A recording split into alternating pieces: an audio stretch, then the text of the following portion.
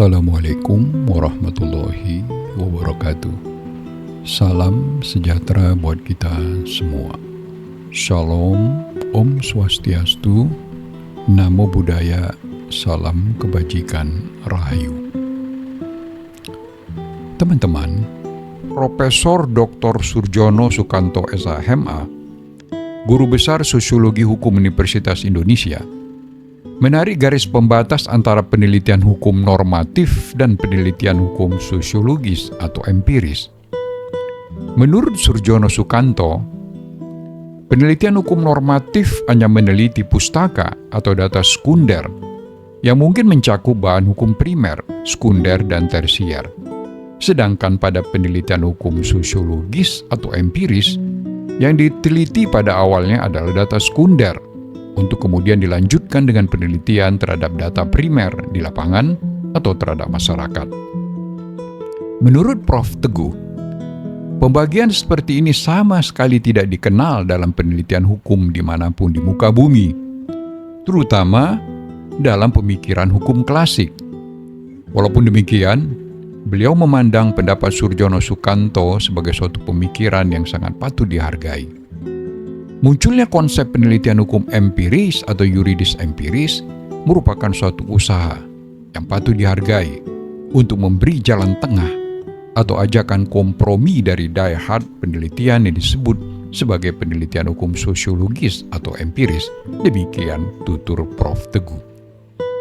Istilah yuridis empiris itu sendiri dimaksudkan untuk mengakomodasi pekerjaan peneliti hukum yang secara empiris harus turun ke lapangan dan masyarakat untuk mengumpulkan sumber-sumber bahan hukum yang dibutuhkannya dalam penelitian.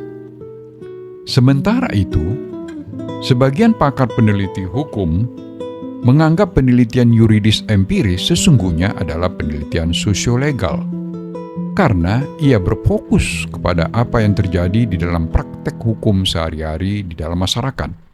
Penelitian ini membahas studi kasus, survei, wawancara, dan peristiwa atau fenomena empiris lainnya untuk memahami bagaimana hukum diterapkan di dalam kehidupan.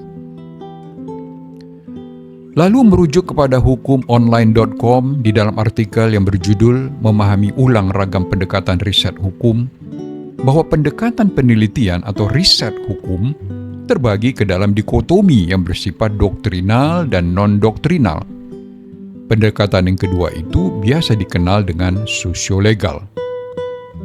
Dr. Fakhrizal Afandi SH, Ketua Asosiasi Studi Sosiolegal Indonesia atau ASLESI, dan dosen Fakultas Hukum Universitas Brawijaya menuturkan, di Indonesia biasa ribut soal pendekatan mana yang sah, tapi tidak dimulai dari rumusan masalah. Dua pendekatan itu valid digunakan tergantung kebutuhan. Dua kategori pendekatan riset hukum itu tidak saling menegasikan. Kalau hanya ingin melihat keharmonisan suatu regulasi dengan regulasi lain, bisa saja cukup pendekatan yang bersifat doktrinal. Namun, kalau mau melihat bagaimana implementasinya di masyarakat, bagaimana penafsirannya, harus dengan sosiolegal. Pendekatan riset beserta metodenya adalah alat mengumpulkan data. Berkaitan dengan riset hukum, kedua pendekatan sama-sama bertumpu pada analisis normatif berbasis doktrin hukum yang berlaku. Metode sosiolegal pasti juga melakukan analisis doktrin secara normatif, lalu ditambahkan dengan pendekatan sosiologisnya sesuai kebutuhan rumusan masalah. Dr. Herlambang Perdana Wiratman SH, dosen Fakultas Hukum Universitas Gadjah Mada mengatakan, studi hukum di Indonesia sudah lama mengenal dikotomi pendekatan doktrinal dan sosiolegal dengan istilah yang berbeda-beda. Pembedaannya sudah lama dikenal walaupun penjelasannya juga tidak tepat. Ia menilai dikotomi penelitian bersifat doktrinal dan non-doktrinal juga sering mengundang salah paham. Seolah-olah penelitian sosiolegal atau non-doktrinal tidak bersandar pada analisis normatif serta doktrin hukum.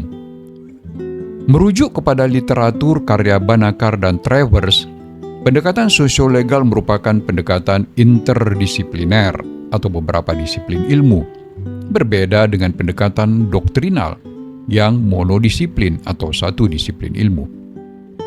Penelitian dengan pendekatan sosiolegal justru juga melakukan analisis doktrinal, tetapi diperkaya dengan analisis menggunakan metode disiplin ilmu lain yang relevan terhadap data. Kata sosio di situ merujuk segala metode disiplin ilmu, apa saja yang relevan katanya. Sosiolegal sebenarnya konsep payung yang memayungi segala pendekatan terhadap hukum, proses hukum maupun sistem hukum. Oleh karena itu, Dr. Erlambang tidak setuju jika istilah yuridis empiris dianggap sinonim dari sosiolegal. Sosiolegal tidak sebatas soal efektivitas hukum, seperti yang lazim dijelaskan soal yuridis empiris. Penggunaan ilmu teknik atau ilmu kedokteran untuk riset sosiolegal juga dapat dilakukan, katanya. Kemudian Profesor Sulistiowati Irianto, Guru Besar Antropologi Hukum Universitas Indonesia, mengingatkan perincian ilmu hukum yang biasa diajarkan di kelas pengantar ilmu hukum. Katanya, penelitian sosiolegal itu ada pada wilayah ilmu hukum tentang kenyataan hukum, berdampingan dengan ilmu hukum tentang kaidah hukum.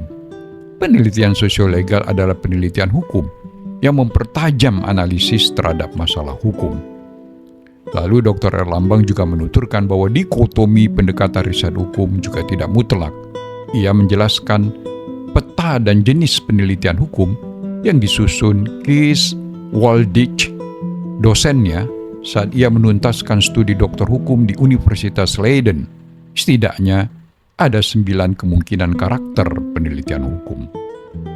Dengan 9 karakter penelitian hukum ini, beliau kemudian menyimpulkan bahwa jenis penelitian hukum itu begitu beragam, tidak sebatas dikotomi penelitian doktrinal dan non-doktrinal, atau juga yuridis normatif dan yuridis empiris.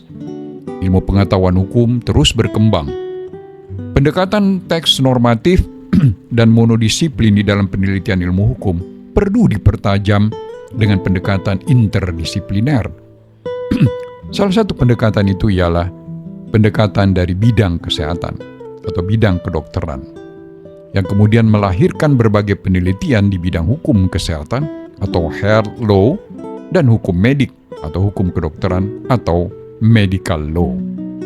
Itulah sebabnya, tutur Dr. Lambang, konsep payung bernama sosiolegal itu harus dipahami dengan benar, alih-alih diberi status anak haram dalam kajian ilmu hukum di Indonesia.